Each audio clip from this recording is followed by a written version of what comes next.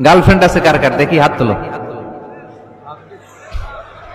মাশাআল্লাহ, সাহস আছে ওদের, বুকের পাটা আছে। হাত দাও বেটা।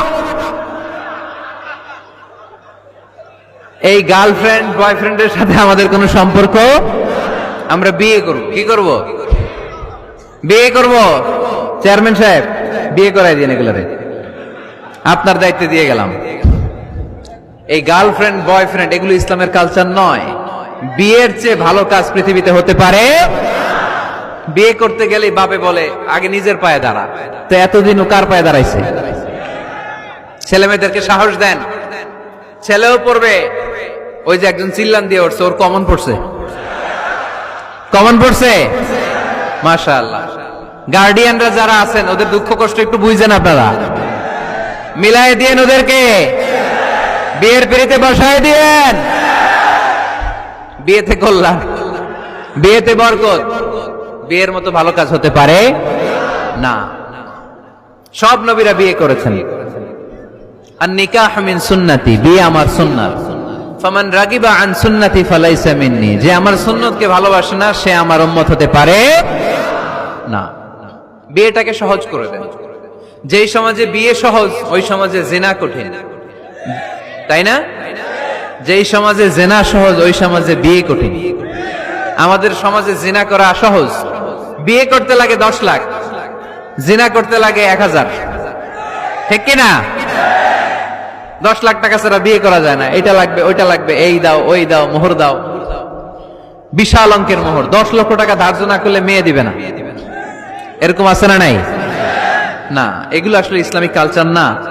ছেলের বাবা মেয়ের বাবা উভয়কে আমি বলি বিয়েটা সহজ করে দেন, সহজ করে দেন।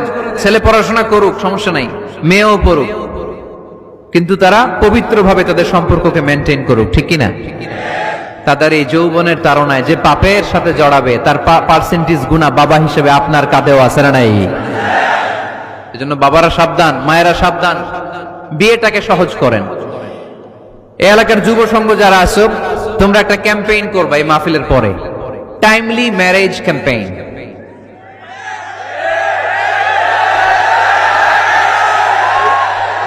Timely marriage campaign. সময় মতো বিয়ে দিতে হবে, দেরি করা যাবে। বাপ মা বুঝে না, একজনকে হুজুর আব্বাই বুঝে না। গার্ডিয়ান যারা আছেন একটু সদয় হন। ওরা যে পাপের সাথে, পাপের রাস্তা যে ওরা চিনে যাচ্ছে, পাপের পথে যে জড়িয়ে যাচ্ছে, আল্লাহর সুপ্রিম কোর্টের কাঠগড়ায় আসামি করে আল্লাহ সেদিন আপনারে দাঁড় করাবে। আল্লাযীনা হুম লিফুরুজিহিম হাফিজুন, they guard their privates। মুকদ্দমাতুল হারামে হারাম, এট এ গ্ল্যান্স। একটা নারীর দিকে চোখ পড়ে যাওয়া এটা হারাম না, কিন্তু এই চোখ পড়ার কারণে এটা জেনার দিকে নিয়ে যাবে, এজন্য এটাকেও হারাম করেছে কে?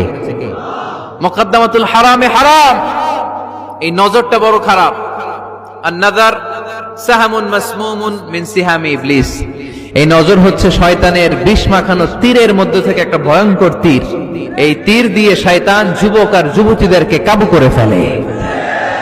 আমরা শয়তানের হাতে ধরা দিতে চাই না, আমরা বিয়ের মতো পবিত্র বন্ধনে আবদ্ধ হতে চাই, ঠিক কি?